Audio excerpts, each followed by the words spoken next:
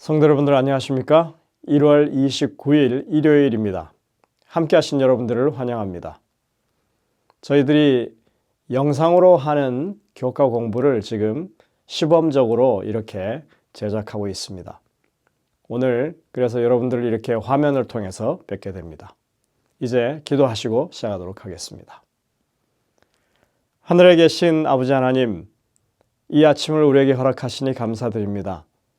주님의 도우시는 은혜 가운데 우리가 이 하루의 삶을 영위할 수 있도록 도와주시고 말씀으로 힘있고 그리고 하나님의 말씀을 통하여 새로운 깨우침을 가지고 이 하루의 삶을 영위할 수 있도록 인도하여 주시옵소서.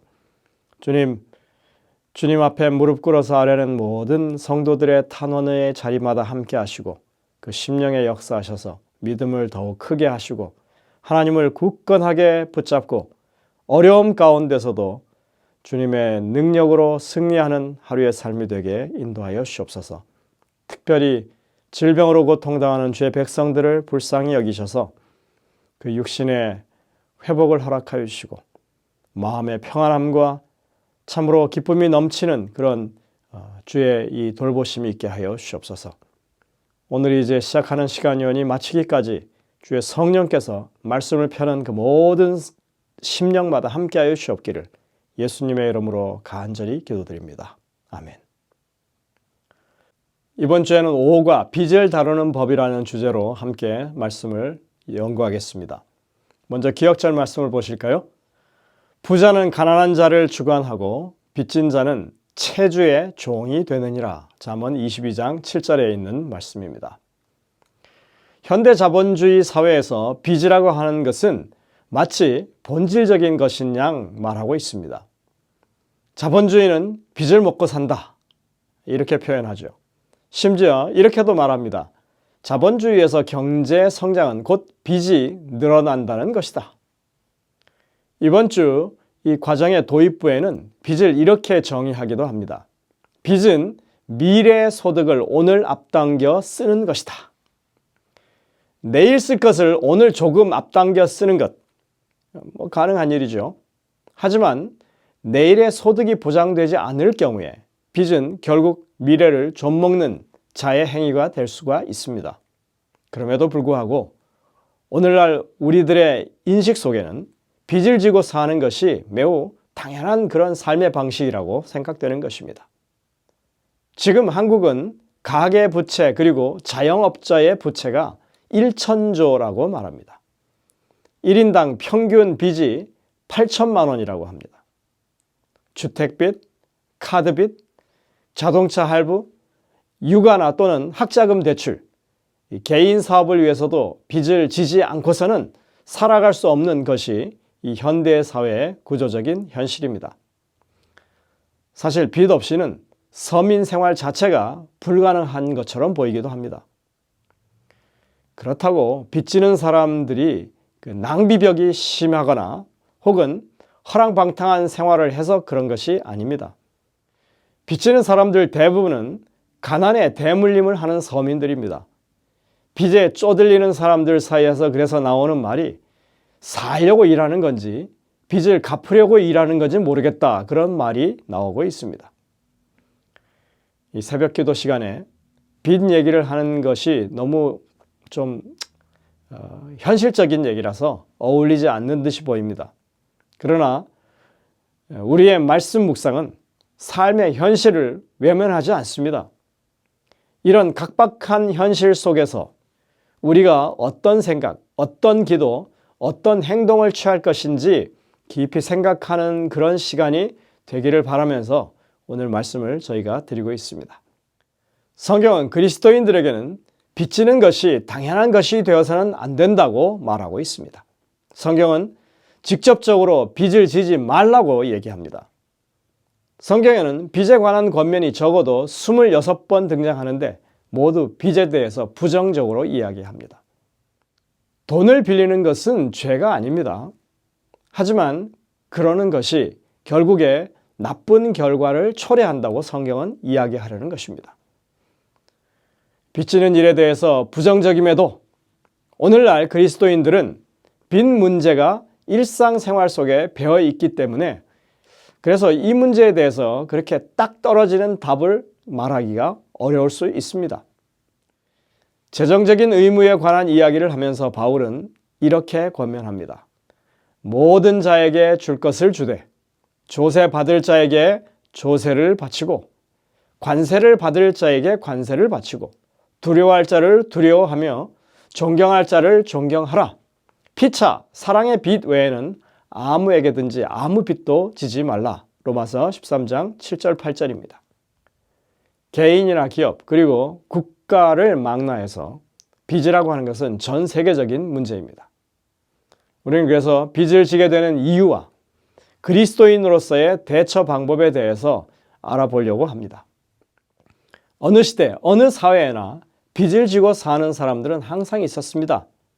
하지만 오늘날에는 훨씬 많은 사람들이 빚을 지고 살아가고 그것 때문에 고통을 경험하고 있습니다. 혹 여러분들에게 빚 문제는 없다고 하더라도 이 성경에서 배울 수 있는 소중한 정보를 이 도움이 필요한 가족과 친구들에게 공유할 수 있기 때문에 여러분들 이것을 좀 집중하시면 좋겠습니다. 자, 이제 일요일 소지를 가실까요? 빚입니다. 신명기 28장 1절 2절 그리고 12절에 이렇게 말합니다. 내가 내 하나님 여호와의 말씀을 삼가 듣고 내가 오늘 내게 명령하는 그의 모든 명령을 지켜 행하면 내 하나님 여호와께서 너를 세계 모든 민족 위에 뛰어나게 하실 것이라. 내가 내 하나님 여호와의 말씀을 청종하면 이 모든 복이 내게 임하며 내게 이르리니 여호와께서 너를 위하여 하늘의 아름다운 보고를 여시사 내 땅에 때를 따라 비를 내리시고 내 손으로 하는 모든 일에 복을 주시리니 내가 많은 민족에게 꾸어줄지라도 너는 꾸이지 아니할 것이다. 빚과 관련해서 하나님께서 당신의 자녀들에게 갖고 계신 이상적인 모습은 꾸기보다는 꾸어주는 입장에 있는 것으로 보여집니다. 우리 모두가 가진 재산이 넉넉해가지고 필요한 사람들에게 꾸어줄 수 있다면 얼마나 좋겠습니까? 그러나 현실은 그렇지 않습니다. 어떻게 하면 이처럼 하나님의 이상을 실현할 수 있겠는지 여러분들이 한번 안교 시간에 토의를 해보시면 좋겠습니다. 비록 이 구절의 배경이 우리가 처한 상황과 똑같지는 않을지라도 우리 삶에 적용할 만한 원칙들을 우리가 생각해 봄직한 것입니다. 연구에 의하면 일반적으로 사람들이 재정적인 어려움을 겪게 되는 세 가지 주요 원인이 있다고 합니다. 그것을 순서대로 소개하면 이렇습니다. 첫째는 무지함 때문입니다. 많은 사람들, 심지어 고등교육을 받은 사람들조차도 재정적으로 무지한 경우가 많습니다. 저도 거기에 속하는 사람입니다. 돈을 관리하는 성경적 또는 세상적인 원칙을 배워본 적이 없죠.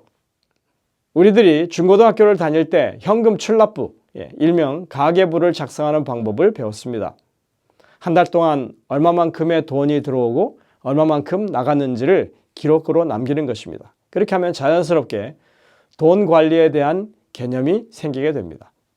게다가 본인의 소비 패턴도 분석해낼 수 있습니다. 이유 없이 새어나가는 돈이 있는지, 이자 비율이 큰 부채를 어떻게 줄일 수 있을 것인지 그런 걸 파악할 수 있습니다. 이렇게 해서 재정 관리를 시작하게 되면 여러분들 아직은 희망이 있는 것입니다. 이번 주 교과에서 우리는 이러한 원칙들을 간단하게 소개하고 우리 삶에 어떻게 적용할 수 있을지 생각해 볼 것입니다. 둘째는 욕심 때문에, 이기심 때문에 그렇다는 것입니다. 사람들은 세상이 쏟아내는 이 광고에 현혹되어서 자신의 이 능력 이상으로 소비를 합니다. 결코 감당할 수 없는 그런 이 비용을 들여서 집을 사고 값비싼 차를 몰고 명품 옷을 입습니다. 이렇게 경우에 맞지 않게 사는 사람들의 대부분은 하나님께 11조를 바칠 여력이 결코 없을 수밖에 없는 것입니다. 그 결과 그들은 하나님께서 약속하신 지혜와 축복들을 경험하지 못한 채 살아가게 되는 것입니다. 그러나 이런 사람들이라 할지라도 여전히 희망이 남아 있습니다. 그런데 우선 그런 사람들에게는 마음의 변화가 필요합니다. 가진 것에 만족하는 마음을 가져야 한다는 것입니다. 세 번째는 개인적인 불행 때문에 그렇다는 것입니다. 치료비를 감당할 수 없는 심각한 질병에 걸렸다고 생각해 보십시오. 지속적으로 치료비를 지출하게 되면 경제적으로 어려움에 처할 수밖에 없습니다. 또 낭비벽이 심한 배우자가 있다면 어떨까요? 아무리 벌어도 밑빠진 독에 물 붓는 격이 되는 것입니다. 그리고 우리는 사고와 재해로 인해서 가진 모든 것을 한꺼번에 잃을 수도 있습니다. 아니면 애초에 너무나도 어려운 형편의 가정에서 태어났을 수도 있습니다. 요즘은 이 태생적인 빈곤을 가리켜서 흙수저라고 부르죠. 이런 경우에는 가난이 대물림되는 그런 상황을 겪을 수밖에 없는 것입니다. 그러나 이러한 상황에 처한 사람들이라 할지라도 여전히 희망이 있습니다. 비록 다른 사람들보다 어려운 상황에 처했더라도 그들의 문제 또한 극복될 수 있는 것입니다. 믿음 안에서 친구들의 도움을 받을 수도 있고 하나님을 경외하는 상담자의 조력이나 그리고 도움을 받을 수도 있습니다. 적절한 교육을 받고 개인적인 회색 노력을 기울이는 것에 최선을 다하게 된다면 그리고 무엇보다도 하나님의 섭리와 축복을 통해서 상황의 변화를 경험할 수 있다고 하는 것입니다. 이유가 무엇이든 간에 심지어 그것이 자신의 잘못으로 인한 것이라 할지라도 빚으로 인한 문제를 완화시킬 수 있습니다. 하지만 빚을 가진 사람들은 무엇보다도 그들의 삶의 방식과 소비 습관 그리고 재정적 우선순위에 뭔가 이 생각의 변화를 가져야 한다고 하는 것입니다. 디모데전서 6장 6절부터 9절에 이렇게 말씀하고 있습니다. 그러나 자족하는 마음이 있으면 경건은 큰 이익이 되느니라. 우리가 세상에 아무것도 가지고 온 것이 없으니 또한 아무것도 가지고 가지 못하리니 우리가 먹을 것과 입을 것이 있은즉 족한 줄로 알 것이니라. 부하려 하는 자들은 시험과 올무와 여러 가지 어리석고 해로운 욕심에 떨어지나니 곧 사람으로 파멸과 멸망에 빠지게 하는 것이라. 사실 빚 문제는 너무나 다양한 원인에서 비롯되기 때문에 한두 가지 방책으로 해결될 수 있는 것이 아니죠. 우리는 어쩌면 기초적인 원론만 다룰 수도 있습니다. 어찌됐건 간에 문제를 해결하는 데 있어서 가장 중요한 시작은 우리의 마음의 결단이라고 하는 것입니다. 바울은 우리의 마음에서 과도한 욕심을 버리라고 권고합니다. 자족하는 마음이라고 하는 것은 스스로 만족하는 것이죠. 마음의 이 평정을 가지는 것입니다. 여유를 잃지 않는 이런 것을 의미하는 말입니다. 우리는 빚 문제를 다루기에 앞서서 먼저 하나님을 전적으로 신뢰하는 마음으로 그것을 시작해야 하는 것입니다. 빚을 줄이고 악순환되는 고통을 경감시키는 일에 가장 먼저 해야 할 일은 우리가 하나님의 도우심 가운데에서 이 일을 잘 해결해 갈 수 있다고 하는 것입니다. 엘렌 화이트는 빚을 졌다면 가장 우선적으로 그것을 갚기 위해서 진지한 노력을 기울여야 한다고 권면합니다. 이것은 하나님의 백성의 정직함과 직결되는 문제로 보는 것입니다. 하나님을 믿는다면, 하나님의 도우심을 신뢰한다면 궁핍을 각오하고서라도 그 일을 먼저 해결할 의지를 가져야 한다는 것입니다. 영감의 교훈에 보면 이렇게 말합니다. 어떤 긴박한 필요를 해결하기 위해서 돈을 빌린 다음 그 부채를 갚기 위해서는 아무런 계산도 하지 않는 습관은 그것이 아무리 보편적인 것이라 해도 퇴폐적인 것입니다. 주께서는 진리를 믿는 모든 사람이 자기를 기만하는 이러한 습관에서부터 돌아서기를 원하십니다.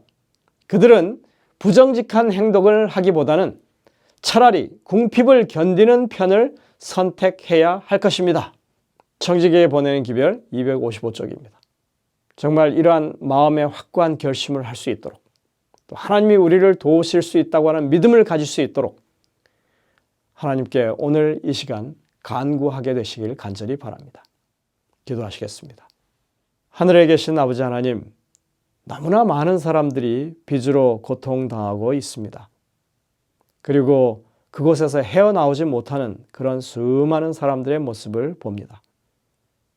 하나님의 말씀대로 순종하며 사는 저희들 되게 하시고, 하나님의 백성들이 빚으로 인해서 고통당하는 그런 일들이 이제는 사라질 수 있도록 주님의 방법을 찾게 하시고 주님의 능력을 힘입게 하여 주옵소서.